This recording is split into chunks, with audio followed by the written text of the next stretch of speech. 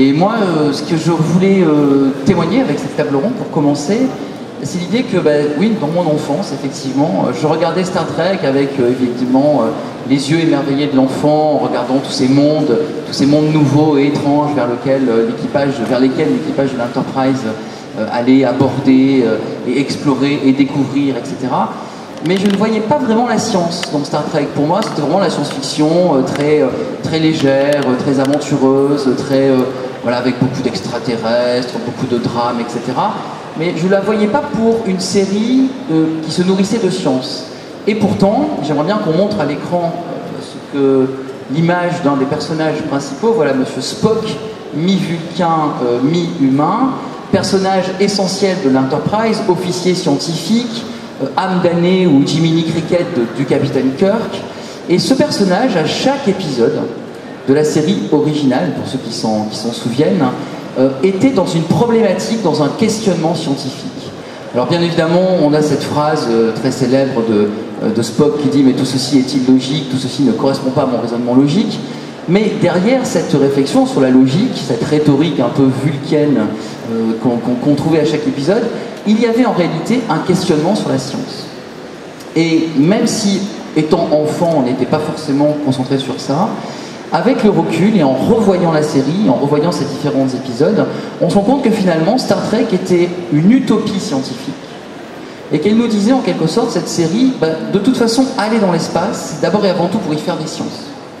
Aller dans l'espace, c'est d'abord et avant tout pour expérimenter, tester de nouvelles théories scientifiques, expérimenter à l'épreuve des faits, par une méthode comparatiste notamment, nos connaissances sur l'univers. Et Spock, à chaque épisode, quels que soient les événements, quelle que soit l'ampleur dramatique, revenait toujours sur cette question-là: qu'est-ce qu'on peut apprendre scientifiquement dans l'espace, loin de la Terre, loin du monde qui est le berceau de l'humanité en quelque sorte, et qui finalement n'est pas le seul laboratoire que nous possédons. Et le message de Star Trek, c'était évidemment, à travers Spock, l'univers est un immense laboratoire, l'univers est une promesse pour faire des sciences. Saisissons-nous de ce laboratoire. Et voilà, c'est vraiment ça qui m'a donné envie de faire cette table ronde avec vous, et donc de tous vous inviter, Elisa, Simon, Anthony, et bien sûr Daniel qui en est le modérateur. Et voilà, ça c'était vraiment ce que je voulais dire pour commencer. C'est ce qui paraît parfois le plus naïf, contient peut-être en lui au contraire la quintessence de ce qu'est la science-fiction, c'est-à-dire bien allons faire des sciences dans l'espace. Et je pense que c'est un beau message, et c'est pour ça que voilà, je voulais commencer. Merci. Et donc le problème quand on se pose la question et qu'on doit modérer, c'est j'ai fait un travail normal qui est d'aller voir qu'est-ce qu'on mène comme expérimentation scientifique dans l'espace et qu'est-ce qu'on entend par faire des sciences dans l'espace. Il se trouve qu'il y a effectivement énormément de recherches actuelles de physique fondamentale qui passent par de l'observation, de l'expérimentation en milieu spatial. Par contre, il n'y a pas d'idée, spécialement actuellement, d'envoyer particulièrement un scientifique dans l'espace ou de retrouver une vraie révolution de la physique par, je veux dire, cette figure du Spock, cette figure du scientifique qu'on va emmener se confronter à l'expérience. Par contre, et là où il y a la vérité, il y a deux vérités justement qui sont liées à cette idée de Spock, c'est qu'il y a énormément de science pour y aller, il y a énormément de science pour y rester, et si je devais faire un parallèle avec les programmes contemporains, le fait que Spock soit uniquement logique et pratiquement un robot, d'ailleurs quand il va être remplacé par un androïde dans les séries qui suivent, voire par un hologramme par la suite, que ça par contre ça correspond tout à fait à la réalité contemporaine. On envoie des robots pour tester les théories dans l'espace, pour faire suite un peu à ce qu'expliquait Roland Lehoucq ce matin, dans les prochaines missions qui vont arriver. Je ne parle pas de missions d'exploration, on va prendre des données, mais il y a notamment l'envoi pour aller vérifier la robustesse des théories de la relativité générale. On va aller tester si effectivement les principes sur lesquels sont fondés un des grands pans de notre physique sont encore vérifiables dans l'espace. Donc notamment, on va aller tester le fait que, comme il montrait ce matin, en fait qu'effectivement, dans le vide, deux corps vont tomber exactement à la même vitesse, et le fait de tester ça dans l'espace avec des sondes permet d'avoir une précision de 10 puissance moins 15 et non pas 10 puissance moins 10, hein, c'est pas les bons chiffres de base, mais c'est quelque chose qui est très peu sexy en termes de récit.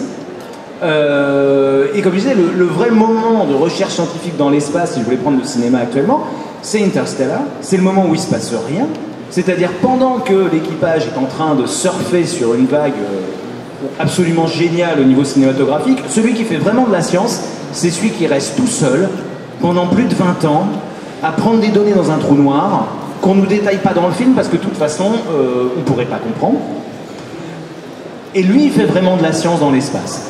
Donc c'est pas ce dont on va parler là, parce que sinon, bon, il aurait fallu que ceux qui étaient là, qui étaient plein reste en fait, et qu'on rentre vraiment dans le vif du sujet. On va plutôt se concentrer sur la science pour aller dans l'espace, la science pour y rester, et en fait la place des disciplines scientifiques dans la conquête ou l'exploration spatiale. Et donc un peu plus sur un mode de ce qui se passe dans Seul sur Mars, où l'ironie de la chose, c'est que le seul scientifique qui reste sur place, c'est celui qui est le plus déconsidéré par ses camarades, parce que lui n'est pas physicien, donc il ne fait pas partie de l'aristocratie scientifique, il n'est que botaniste.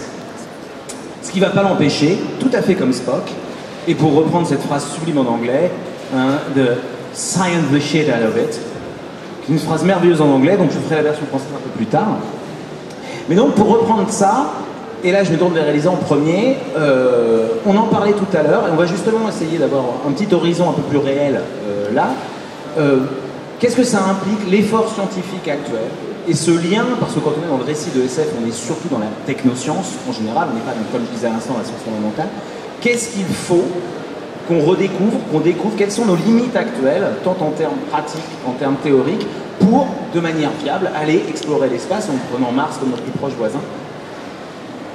Alors c'est une vaste question. Donc c'est vrai que déjà avant d'aller dans l'espace profond, il faut déjà décoller, c'est vrai. Donc en termes de fusée, tout simplement, si on veut envoyer quelqu'un sur Mars, il faut qu'on ait des capacités de lancement assez colossales, parce que, comme j'ai déjà dit à la table ronde d'avant, en fait, il faudrait au moins un vaisseau qui aurait la même masse que la Station Spatiale Internationale, donc en gros 500 tonnes, si on veut pouvoir envoyer un équipage de 4 à 6 personnes, quoi. Donc déjà, il faut être capable de mettre 500 tonnes en orbite terrestre, et actuellement, Ariane 5 est capable de mettre 20 tonnes en orbite à chaque lancement, donc c'est un certain nombre de lancements qu'il faudrait.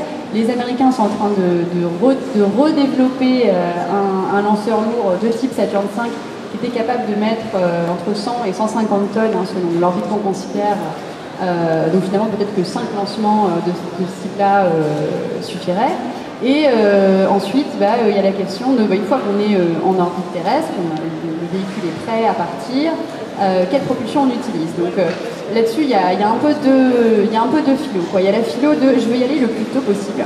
Et donc je ne cherche pas à avoir un truc que je peux réutiliser à chaque voyage. Par exemple, c'est vrai que dans Seul sur Mars, on voit que le vaisseau, finalement, il fait un aller-retour, et puis il y retourne, et en fait, c'est un vaisseau qui peut faire X allers-retours. En vrai, je pense que la première fois qu'on ira, on utilisera une propulsion qu'on connaît déjà, et qui est du one-shot, qui est du jetable, avec des gros bidons remplis d'oxygène et d'hydrogène, et puis un moteur qui crache du feu, et relais jeunesse, quoi. Et pareil pour le retour, un moteur à propulsion chimique qui sert une seule fois, et à la fin, on rentre dans l'atmosphère avec un bouclier pour se protéger, comme l'ont fait les astronautes qui rentraient de la Lune. Donc ça, c'est l'optique, je veux y aller le plus tôt possible, et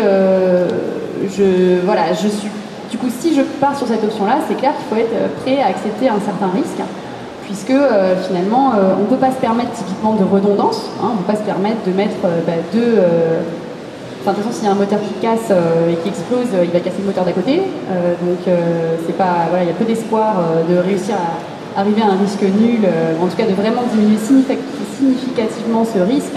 Donc les estimations qu'on a fait plutôt côté Association Planète Mars, c'est qu'en gros, il ne faut pas vraiment espérer descendre en dessous d'une chance sur 20. Mais il y a des astronautes qui sont complètement prêts à prendre ce risque-là. Et il y a l'autre philo qui est non mais aujourd'hui c'est trop risqué, donc il faut attendre d'avoir des technologies plus développées, type propulsion électrique de très forte puissance, pour pouvoir faire des véhicules qui finalement peuvent faire des allers-retours de façon beaucoup plus pérenne, envoyer des missions finalement tous les 2 ans à chaque opportunité, établir une base permanente là-bas, etc. Donc ça, c'est sûr que si on commence à raisonner en mode je veux établir une base permanente là-bas, il faut un moyen pérenne, réutilisable, renouvelable, et pas du one-shot.